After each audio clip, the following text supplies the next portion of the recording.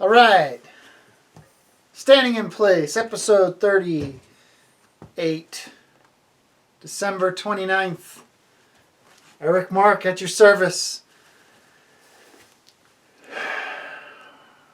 We're about to move into 2021, and a lot of people are finding a lot of relief in that. But yeah, we're done with 2020. It's over. What exactly is over? What exactly do you hope will flip as soon as January 1st comes? Because I don't imagine much will flip. Not even a calendar will flip because nobody has calendars anymore. That used to be the exciting thing. You would take your calendar down and put a new calendar up. And you go, hey, new year. There's different pictures of dogs doing yoga. So now I know it's a new year because it's not the same pictures. It's different pictures. And oh man, I can't wait until the next month. And then there'll be a new picture. And then the next month there'll be a new picture. And then the next month there'll be a new picture. I can't wait. No, you're not even doing that now. Now you just like scroll on your phone. And your phone, you can time travel like it's nothing. Just like zip, zip, zip, and it's 2023. Which actually might be a better option. Maybe you should just jump to 2023. Because that has the potential to be quite different than this year. And next year. Potential. It's not a promise, not a guarantee. One thing that I hope changes when we go into 2021 is that I no longer have to hear about charcuterie boards. What is this word? Who the hell piled that mess of letters together and labeled something with it? That isn't a new thing. That's a meat and cheese board or meat and cheese platter. Like you can go to King Soopers for $20 and you get your little cubes of your artificially colored cheddar cheese and a couple pieces of pepperoni. And that's what a charcuterie board is. Where did this term? I never heard this term before this year.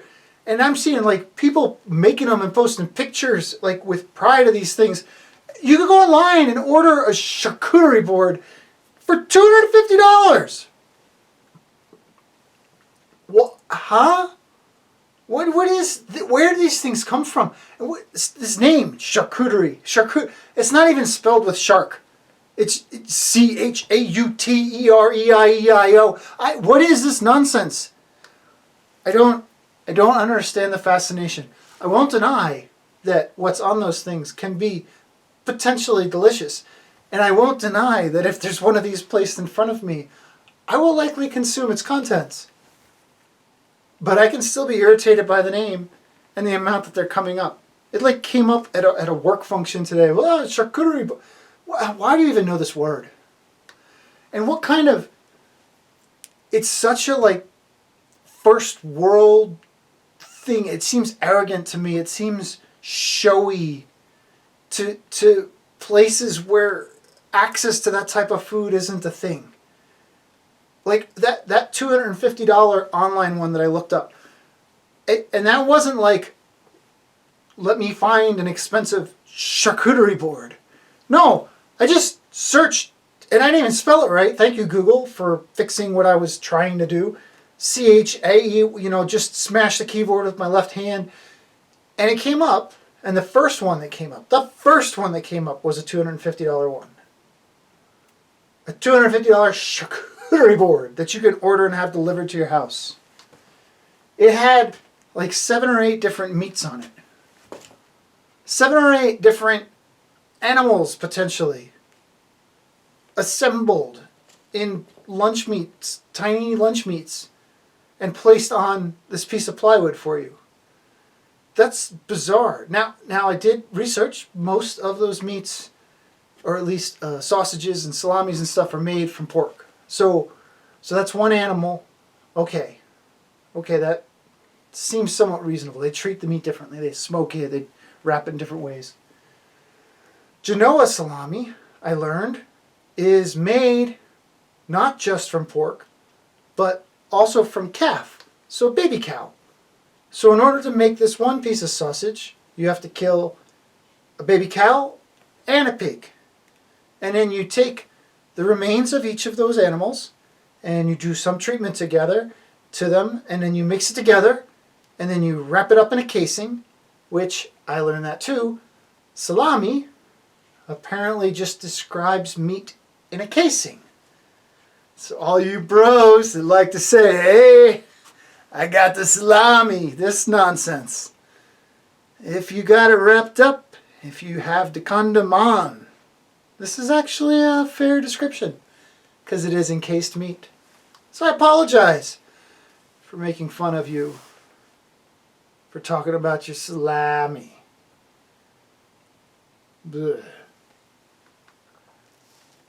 So, dead baby cow, dead pig, put some spices, encase it, dry it, slice it, put it on plywood. Step 1 of charcuterie board. Then you gotta do that to like 7 more things. And that's just the meat part. And then there's a cheese part. And all these cheeses have names that don't make any sense. Strawberry, apple, Nutella, Gruyere, or whatever. It's all nonsense stuff. Again, ridiculous, but probably delicious. So that's fine. So you got the meats, 8, 9 meats. You got the cheeses, 7, 8, 9, 10 cheeses. Then there's condiments for each of those, which is a list. It's a time and a half, 12 condiments for 8 pieces of meat. And they're like dates and figs and oranges and different pistachio nuts, which this shit's got to come from all over the world too. So you're assembling this piece of lumber with dead animals, custom-made dairy products, and condiments that had to come from all over the world. The orange from Chile, the pig is from Italy. It was trained in New York. I don't know all the different places. And then it's combined onto this thing, wrapped up in cellophane, sold to you for $250, shipped to your house so that you could say, hey, y'all, I got a charcuterie board. Come on over, let's eat it. That is freaking bizarre. I've got a handful of friends that hunt, and I've gotten to go out with them now. And I realize how hard, how difficult it is to obtain meat in like a normal circumstance. And that's with modern tools. That's with like super high-powered binoculars and rifles and stuff, which people go, oh, it's easy with those tools. It's not. It's not easy with those tools. And these guys work hard to get these animals, and that's one animal which provides one kind of meat, which is fantastic. But then you've got things like charcuterie boards and turduckens, where we're just taking all this crap and combining it in this like arrogance of look what I can do because of the circumstances that I live in. I have a hard time with that, man. I do. It's a strange ability and a strange practice. I don't know. I will admit that some of my favorite meals are like a fish or a meat with like a vegetable. I have a steak and a half a plate of spinach with like a little bit of dressing on it, and man, that's one of the best meals I could ever have.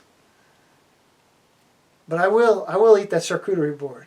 I won't deny that I'll eat that charcuterie board. It's just ridiculous. Charcuterie. Not even spelled with shark. S-H-A, no, C-H-E, nonsense. Nonsense. So I mentioned I had this like work function, and that's where this came up. And another thing that came up that I want to share. So hey, thanks, normal day job, for eliciting these conversations that I can now use to make my videos.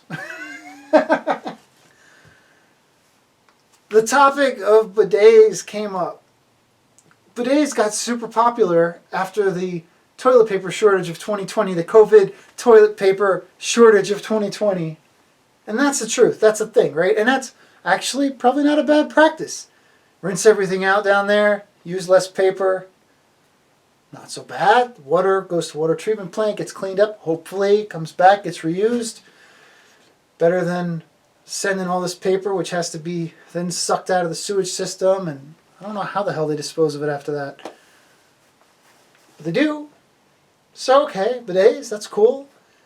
In Japan, they've got the best bidets. They have these toilets that spray water and play music, and they have 26 controls, which I'm sure doesn't add to the transfer of anything when you're sitting there typing away on the armrest.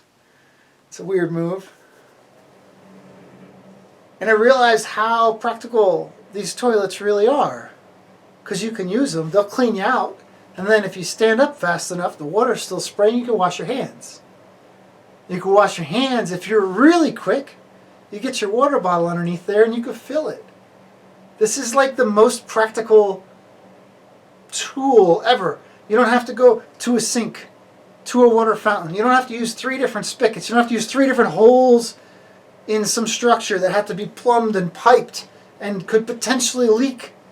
They're points of failure. No. You could just have a bidet. You could be clean. You could be so fresh and so clean. You could wash your hands. You could fill a water bottle. A reusable water bottle. So good. So good for the environment. It's incredible. The bidet, the Japanese bidet toilet derriere cleaning system is a charcuterie board of toilet seats, I believe. I do believe. It's amazing. Technology. So this is what I learned. I learned this on like a work, like Zoom meeting thing. It was actually like what they call team building, right? It was actually pretty fun. I realized, this is what I realized from it, and it probably has something to do with why I'm making these videos. I miss the social interaction. I spend my workday staring at a computer screen, but only a computer screen at my home. It's not, I stare at a computer screen, I walk a hallway, I run into half a dozen people, I sit in a meeting room with another group of people, and you have those moments of interaction, those moments where you directly connect, or you laugh about something, or you complain about something. And that's missed sorely right now with this like work from home type of scenario. So I enjoyed that as much as I hate the corporate things that I have to deal with. That was pleasant. Like I liked that group of people, and it was nice to actually interact with them a little bit. So there's that. Maybe that can change in 2021 and we can do a little less disconnected stuff. I had goals for this year. I had lots of goals. On this front, I had the goal to go to get onto New Talent Night at Comedy Works and to enter New Faces contest. I had no idea of what I could accomplish in that, but to enter it. I wanted to get that far. And I managed to do half, so that's pretty sweet. I managed to do my first and my only New Talent Night at Comedy Works before COVID hit. So, cool, 50%. The other goal was physical goal. I signed up for 4 triathlons last year, and all of them got canceled except for one. I did do that one, and I did finish it. It's a sprint, so in the realm of people that do that stuff, I didn't really accomplish that much. But I'd never done it before, and I made it across the finish line, so okay. So that's only 25% accomplishment. So for next year, we're going to have to come up with some different goals. I'm going to try after this physical things again. I think I have some control over if those can happen. And I'm going to cross my fingers that things get straightened out enough that some of this comedy outlets become real again. I don't have to wait till 2022 to try and chase those goals. If I do, I'm going to come up with some other shit to share with you here. So, there's that. And I think I'll end there. I hope all of you are doing well. I hope everybody's staying healthy, staying positive. If you're one that's getting vaccinated, good luck with that. The rest of us will get there. While we're getting there, hopefully we do safe things and keep from getting each other sick. I made the mistake of listening to the news for a second before I started this, which is the worst idea ever. I want to be in a good mood. Colorado, good job, #1. We're the first ones to get the explosive strain, the British highly contagious COVID strain. Great. Please don't shut down the ski resorts. I want to go snowboarding. And we can do that safely, I think. Lots of masks, lots of space. It's okay. Yeah, I think that's it. I truly wish all of you well. Everybody that has been tuning in on these. We're going to keep rolling. We're going to do them again next year. We'll see you for episode 39 in a week. And until then, enjoy the new year. Happy New Year. All right, bye.